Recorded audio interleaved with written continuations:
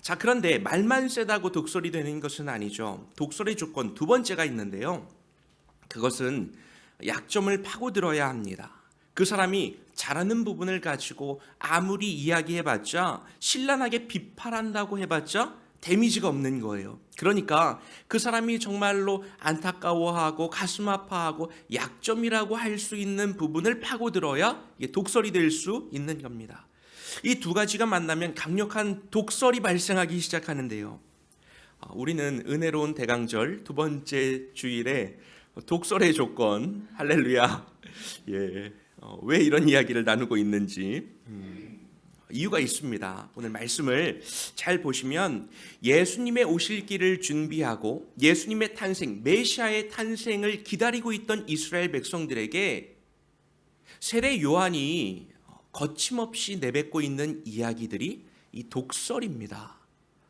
거룩하신 하나님의 임재와 이 땅의 변화와 하나님의 계획하심이 펼쳐져야 하는 그 순간에 세례 요한은 독설을 날리고 있습니다. 그것도 어마어마한 독설을 날리는 장면을 우리가 성서일과의 말씀을 통해서 마주하게 되는데요. 요한의 독설을 보면 지금 유대인들이 가지고 있는 약점을 파고들고 있습니다. 문제점, 가장 가슴 아프고 잘못하고 있는 부분을 드러내고 있습니다. 그 말은 지금 이스라엘이 회개해야 하는 것이 무엇인지를 우리들에게 정확하게 짚어주고 있다는 거예요. 복음서에서 세례 요한을 시작으로 예수님까지 계속해서 강조한 내용을 하나를 꼽으라고 한다면 오늘 본문에도 있었는데요. 같이 읽었던 내용 중에 어떤 내용일까요? 핵심 중에 핵심입니다. 회개하라, 천국이 가까이 왔다. 회개하라, 하나님의 나라가 이제 임할 것이다. 계속해서 이런 메시지를 세례 요한부터 예수님까지 반복하고 있습니다. 무엇을 회개하라는 말일까요? 무엇을 회개해야 될까요? 그냥 다 회개할까요? 다 잘못했습니다. 다 회개합니다. 여러분, 이런 섬뜩한 대화를 아시죠? 아내가 남편에게 묻는 거예요. 혹시 나한테 뭐 잘못한 거 없어? 그럼 이제 머릿속이 복잡해지기 시작합니다. 풀가동이 되면서 내가 무엇을 잘못했는지, 언제 잘못한 건지, 뭐 잘못한 게 한두 개겠습니까? 근데 어떤 시점을 말하는 건지. 지금 요한이요, 독설을 내뿜으면서 너네 다 잘못되었어. 너네는 신앙인들도 아니야. 다 틀려먹었어. 사탄이야. 라고 이야기를 하면서 이 메시지가 어디로 흘러가냐면 나눔과 사랑과 베품으로 흘러가고 있는 거예요. 왜일까요? 왜? 한번 들어보세요. 모든 죄의 뿌리가, 모든 죄악의 뿌리가 탐욕이라고 한다면 모든 죄의 회개는 나눔으로부터 시작합니다. 회개가 우리들의 죄로 일그러진 우리들의 모습을 다시금 제자리로 되돌려 놓는 것, 그것이 회개라고 한다면 탐욕으로 일그러진 우리들의 모습은 무엇을 통해서 제자리로 돌아옵니까? 나눔을 통해서 제자리로 돌아옵니다. 우리는 자꾸만 모든 것들을 다 흡수해서 내 안에 소유하려고 합니다. 내 바운더리 안에 담아두려고 합니다. 우리 가족이 그것을 독식하려고 합니다. 우리 교회가 그것들을 다 챙겨 먹으려고 합니다. 그런데 그로부터 발생하는 회개는 다시금 그것들을 원점으로 제자리로 돌려놓는 거예요. 어디로 돌려놓습니까? 원래 있던 곳으로. 그것은 무엇을 통해서 가능한 겁니까? 나눔을 통해서 가능하다.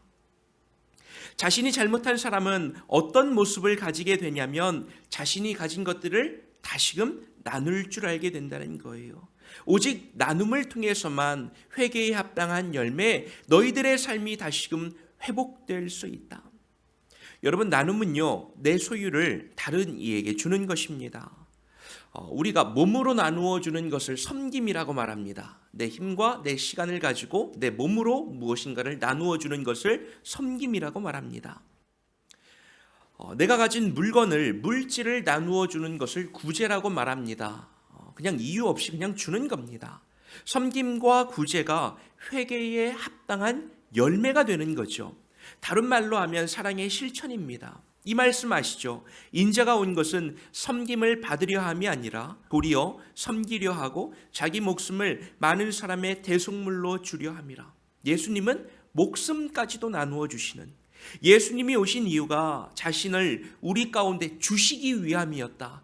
그래서 우리가 성찬식을 하면서 예수 그리스도의 살과 피를 먹는 것이죠. 나누어 주시는 예수님, 그리고 그것을 받아 먹는 우리들.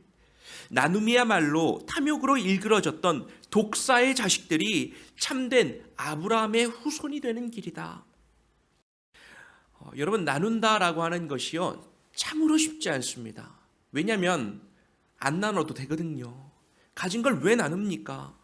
저한테 그냥 우리들이 가지고 있는 것 중에서 이 필요 없는 거 있잖아요. 남아도는 거, 잉여를 나누는 것, 그것을 나눔이라고 말하지 않습니다. 왜 하나님이 나눔을 요구하시는지를 제가 말씀 가운데 곰곰이 생각해 보게 되었어요. 나눔은 내가 가지고 있는 것들의 목적을 재정립하는 것이기 때문에 그렇습니다. 목적을 재정립한다. 내가 지금까지 독사의 자식들로 살아왔다면 그것은 내가 나를 위해서 모든 것들을 소유했다는 의미이거든요. 나를 위해서 모든 것들이 존재하는 겁니다. 내 주변의 많은 것들이 나를 위해서 필요 가치를 느꼈다는 거예요. 내가 시간을 소유하고요. 내가 열정을 소유하고요. 내가 내 꿈을 소유하고요. 내가 물질과 학벌을 소유하고요. 내가 관계를 소유하고요. 내가 주변에 있는 사람들을 소유하고요. 내가 교회를 소유하고요. 그런 방식들로요. 그런데 나눔이라고 하는 것은 내가 가지고 있는 것들을 나를 위해서가 아니라 하나님을 위해서, 그리고 사람들을 위해서, 하나님을 사랑하고 이웃을 사랑하고 그것을 위해서 재정립시키는 말이라는 겁니다. 내가 가진 보이지 않는 것들을 나누는 것들, 섬김을 통해서, 내가 가진 보이는 것을 나누는 것, 구제를 통해서. 섬기는 것은 내가 가진 생명이 내 것이 아니다라는 선언이고요. 구제는요, 내가 가지고 있는 이 물질이 하나님께서 나에게 잠시 동안 맡겨주신 일이다라는 것을 증명해내는 일입니다.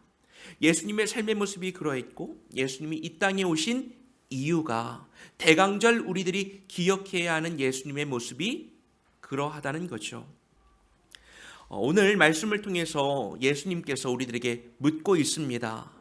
세례 요한의 말과 행동을 통해서, 그의 독서를 통해서 예수님이 우리들에게, 하나님이 대강절을 기다리고 있는 우리들에게 묻고 계십니다. 너희들은 내가 올 길을 준비해야 하는데, 그러므로 오늘 너희들의 모습을 새롭게 함으로 달라진 모습으로 내일을 맞아야 하는데 너희는 어떤 모습으로 변화될 수 있을까? 회개에 합당한 열매, 나눔이라고 하는 겁니다.